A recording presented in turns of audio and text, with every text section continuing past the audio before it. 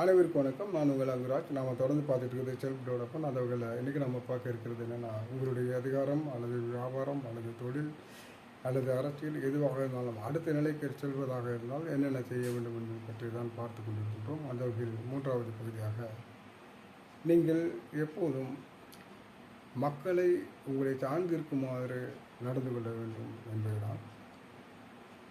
பிறகு நண்பர்களுடன் இருங்கள். அதே போலவே நண்பர்களை நீங்கள் ஒரு கண்காணிப்பில் வைத்துக்கொள்வது மிகவும் நல்லது. அதே போலவே உங்கள் எதிரிகளை அதில் முழுமையாக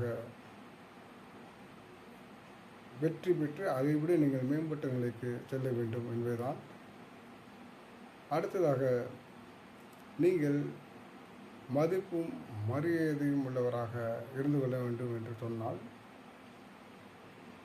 உங்களுடைய தனிமையை நீங்கள் எப்போதும், அதாவது அடிக்கடி நீங்கள் வெளிக்காட்டிக் கொள்ளாமல் எப்போதாவது உங்களை தோன்றும்படி செய்து கொள்ளுங்கள். இதுதான். நன்றி, வணக்கம்.